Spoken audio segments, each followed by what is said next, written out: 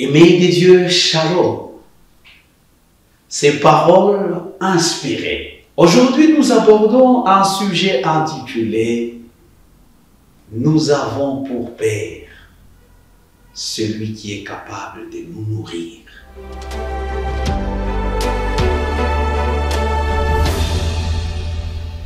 Manger, c'est le quotidien de la vie humaine.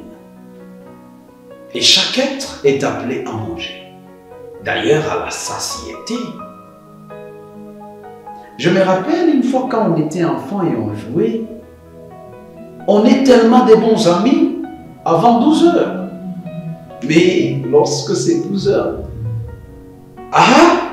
chacun se dirige vers la maison où il va manger. C'était à supposer dire que l'amitié à un certain moment, à cause du manger, prenait fin. Mais ce n'est pas le cas. Il y a des familles qui manquent la nourriture. Exemple en commun, nos amis sont en train de périr et mourir de faim. Même dans cette ville de Lubumbashi, même ailleurs, nous recevons nos amis qui nous disent « Mais la faim est devenue une situation mondiale. » Nous mangeons parfois sans s'y rassasier. Et à cause du manger, les gens s'entretuent.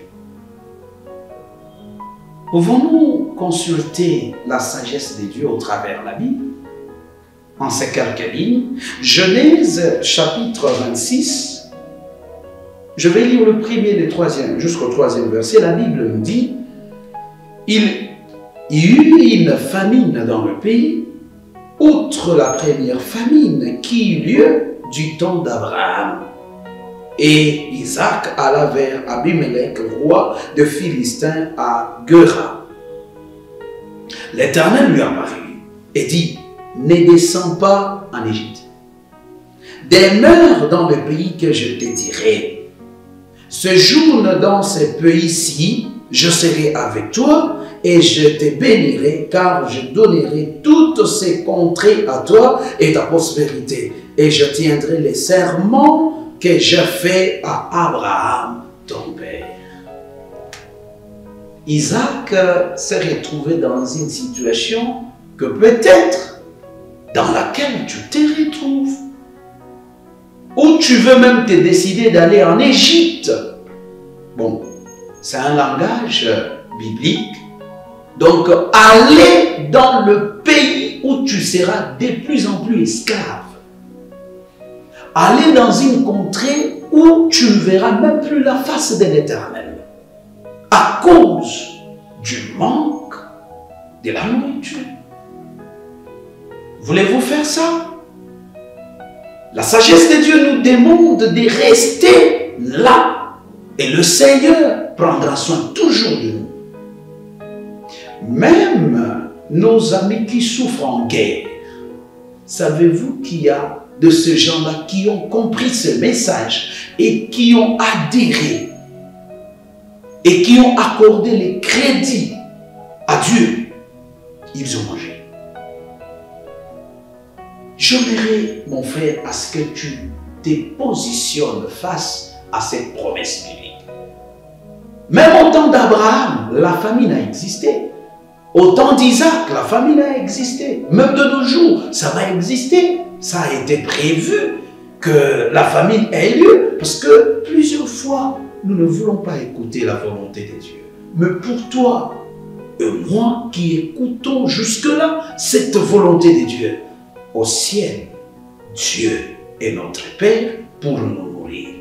Nous allons prier ensemble pour que Dieu nous accorde l'abondance dans la nourriture. Seigneur, nos cœurs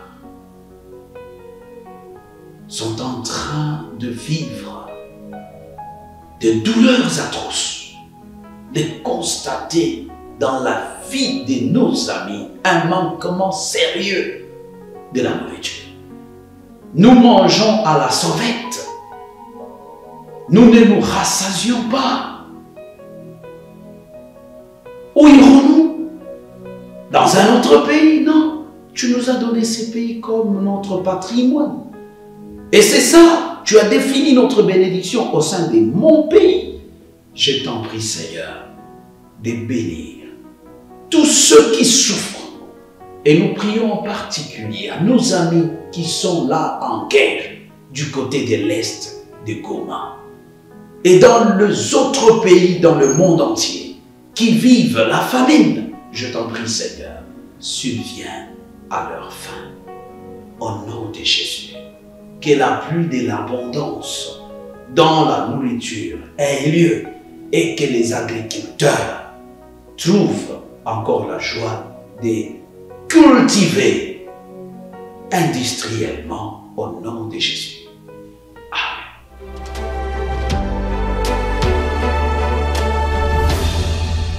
Aimés de Dieu, avez-vous aimé cette vidéo? Je l'espère bien. Veuillez liker la vidéo. Si vous pouvez aussi la partager aux autres. Et surtout, abonnez-vous à notre chaîne YouTube Advent Media. Que le Seigneur